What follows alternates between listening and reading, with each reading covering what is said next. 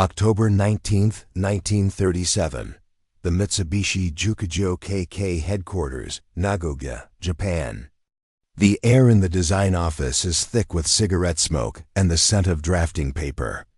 Kiro Hanjo, a young brilliant aeronautical engineer, stares at the document in his hands. It is Specification 12-SHI, a new requirement issued by the Imperial Japanese Navy. His mind races, translating the cold, technical language into the sweeping curves of an aircraft that does not yet exist. The numbers seem to defy the laws of physics as he understands them. The Navy demands a land-based twin-engine attack bomber. It must carry a torpedo or a full ton of bombs. It must be fast, exceeding 250 miles per hour. But it is the final requirement, the one that makes Hanjo run the calculations again and again. That seems impossible. It demands a combat range of 2,300 miles, with a maximum ferry range of over 3,700 miles. He looks at a map of the Pacific. With that kind of reach, a bomber taking off from Formosa could strike Manila in the Philippines and return without refueling. It could project Japanese air power across vast, unforgiving stretches of ocean, turning island chains into a network of unsinkable aircraft carriers. It was the key to the Navy's entire southern expansion strategy. The weapon envisioned by men like Admiral Isoroku Yamamoto to cripple enemy fleets far from Japan's shores. Hanjo and his team at Mitsubishi know what this means. To achieve such a range, an aircraft needs one thing above all else: fuel. A colossal amount of it. And fuel is heavy. Every gallon adds 8 pounds of weight that must be lifted, fought against by the engines, and supported by the airframe.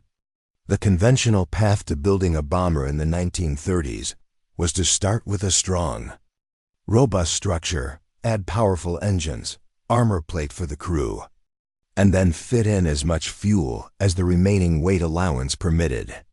But the 12-SHI specification made that approach obsolete.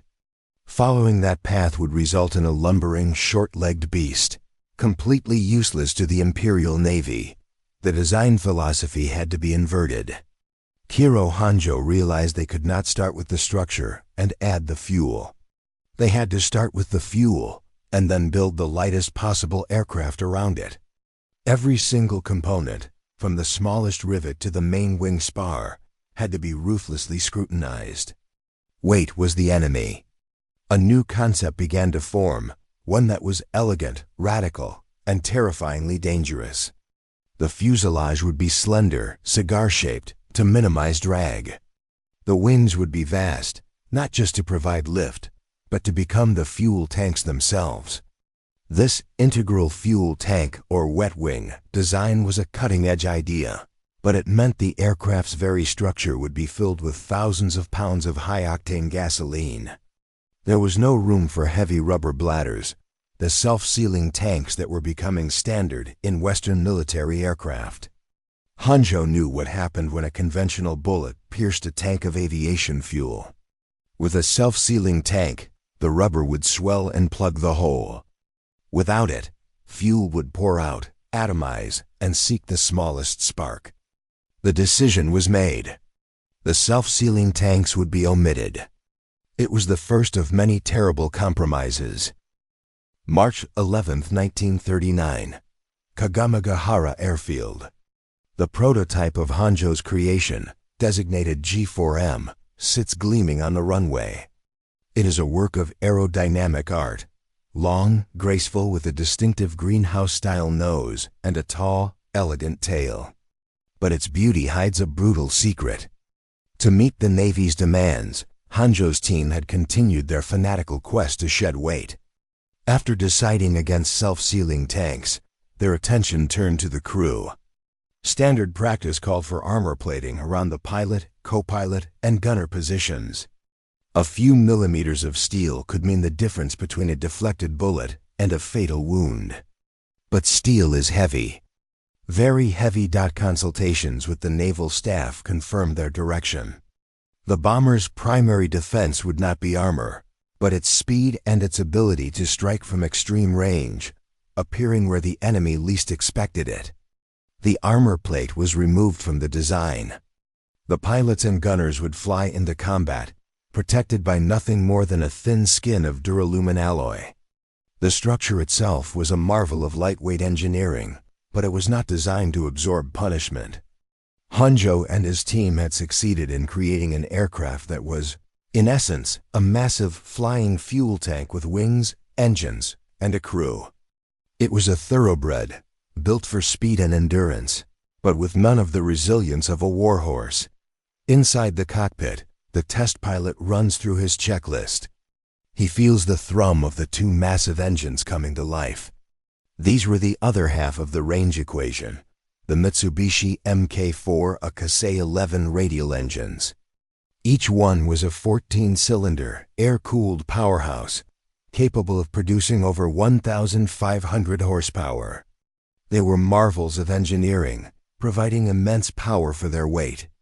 As the pilot pushes the throttles forward, the G4M accelerates with a surprising agility for a bomber its size. It lifts off the runway cleanly, climbing with an authority that impresses the observers on the ground. For the next 2 years, the aircraft would undergo rigorous testing. Small modifications were made. The engines were upgraded. But the core design philosophy range, at any cost, remained untouched. The aircraft carried a staggering 1,300 gallons of fuel. To put that into perspective, America's primary heavy bomber at the time, the B-17 Flying Fortress, carried about 1,700 gallons, but was a far larger 4-engine aircraft loaded with armor and defensive guns. The G4M achieved its incredible range not just by carrying a vast fuel load, but by having an exceptionally low empty weight. Honjo had done it. He had delivered the impossible. The Navy was delighted. They officially accepted the aircraft into service in 1941 as the Type 1 land-based attack bomber. For the young men who would fly it, its sleek, almost delicate appearance earned it a place in their hearts. They were proud of their machine, the most advanced of its kind in the world. They had not yet learned its price. December 10, 1941, the South China Sea, off the coast of Malaya. Flight Petty Officer First Class Kanichi Kashima grips the controls of his G4M, scanning the endless blue expanse below. For hours, his squadron, the Kanoya Air Group, has been flying from their base in southern Indochina, pushing the limits of their aircraft's endurance. They are hunting for giants, the brand new British battleship, HMS, Prince of Wales, and the battlecruiser HMS Repulse. Naval intelligence had deemed it impossible for land-based bombers to operate this far out to sea. But naval intelligence did not understand the G4M. Suddenly, a lookout shouts, "There they are!" Forces Z, 2 gray behemoths, cutting through the waves without any fighter cover. The British Admiralty, confident in the power of their anti-aircraft guns and their belief that modern battleships were immune to air attack, had sent them into harm's way. It was a fatal miscalculation. The Japanese bombers descend like birds of prey. Kashima selects his target, the Repulse. The air erupts with black puffs of flak from the ship's guns. The G4M shudders as shrapnel tears at its thin aluminum skin. But the Japanese pilots are masters of their craft, expertly trained in torpedo attacks. Kashima pushes his aircraft down, leveling off just 50 feet above the churning water. The sea spray streaks across his canopy. He is flying directly into a wall of fire. He holds his course, steady, waiting for the perfect moment. His bombardier shouts the release command. With a jolt, the Type 91 torpedo drops away, its wooden fins stabilizing it as it hits the water and races toward the battlecruiser. Kashima pulls up sharply, his Kasei engine screaming as he banks away, his crewmates watching the white wake of the torpedo. Then, an explosion. A massive column of water and smoke erupts from the side of the Repulse. It is a direct hit. Around them, other G4Ms are doing the same, weaving through the flak with deadly precision. Within 2 hours, both ships, the pride of the Royal Navy in the Far East, slip beneath the waves. Over 800 British sailors are lost. The world is stunned. For the first time in history, capital ships, fully operational and maneuvering at sea, had been sunk purely by air power. The G4M, nicknamed Betty by the Allies, had proven itself to be a revolutionary weapon. Its unbelievable range had allowed it to project power hundreds of miles from the nearest friendly landmass, achieving a strategic surprise that changed the course of the war in the Pacific. In the Philippines, in the Dutch East Indies, across the vast ocean, the Betty bomber became a symbol of the Empire's unstoppable advance. For its crews, it was a chariot of victory. They flew with a sense of invincibility, secure in the knowledge that their aircraft could go anywhere and strike anything. The deadly compromise made by its designers seemed, in these heady early days of the war, a stroke of genius. The Betty was perfect for this war, a war of vast distances and surprise attacks. But war changes, and the Betty could not. August 25, 1942, sky above Guadalcanal, Solomon Islands. Lieutenant Marion Carl of U.S. Marine Corps Fighter Squadron, VMF, 223 banks his F-4F Wildcat, squinting against the blinding tropical sun. Below, Henderson Field, a crude dirt airstrip carved from the jungle, is the prize for which men are dying every day. His radio crackles to life. Bandits, Angels 20, inbound from the north. Carl pushes his throttle forward, leading his flight to intercept. Soon he sees them, a formation of twin-engine bombers, silver fish swimming through the high-altitude air. They are Mitsubishi G4Ms, flying all the way from the Japanese fortress of Rabaul, over 560 miles away. An incredible feat of navigation and endurance. Carl rolls in on the tail of the trailing bomber. He gets the Betty in his sights, a beautiful clean design. He squeezes the trigger.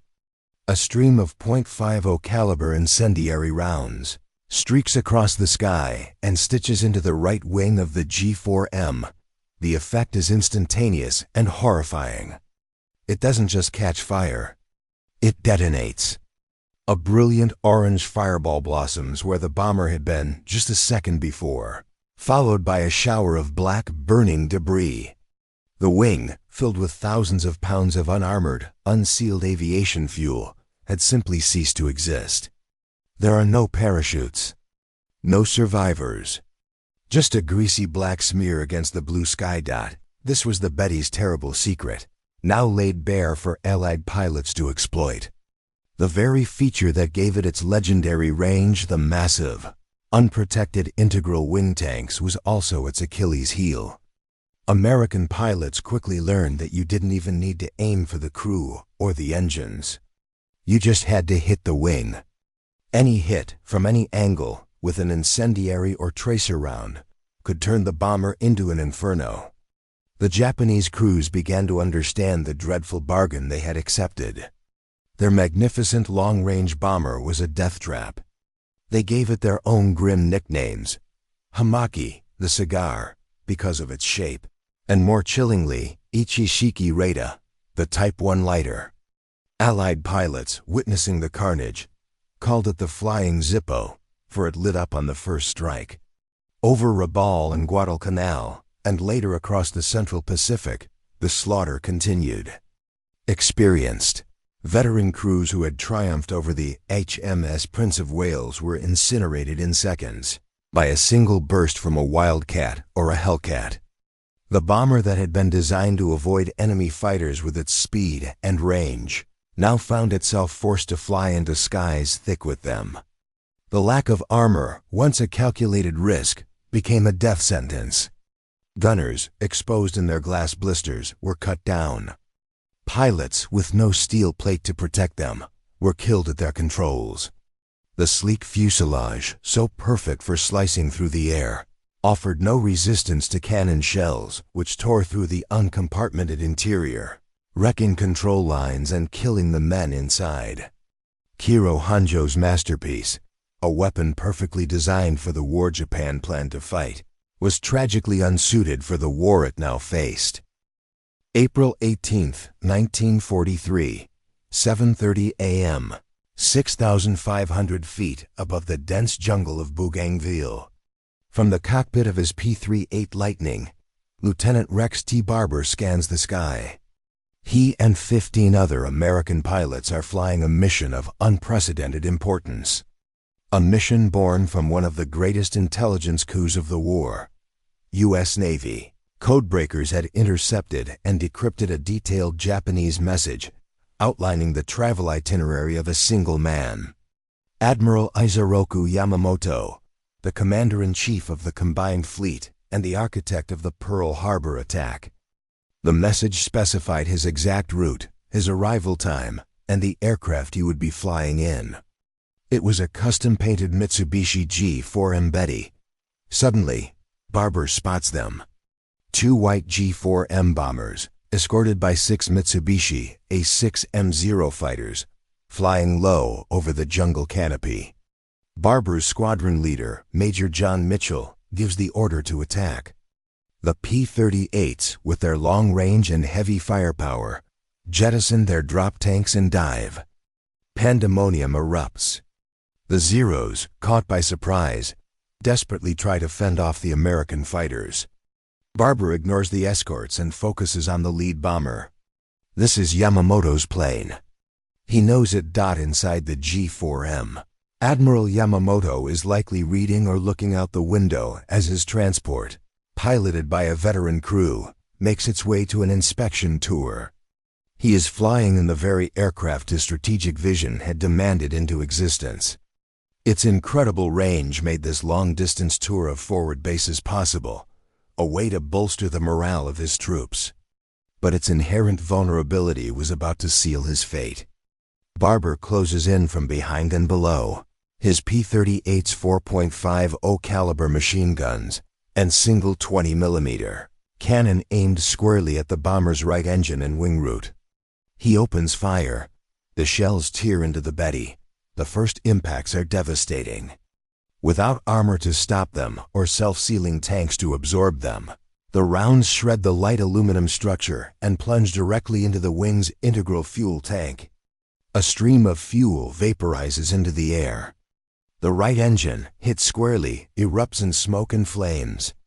The fire spreads with impossible speed, finding the river of raw fuel pouring from the ruptured wing.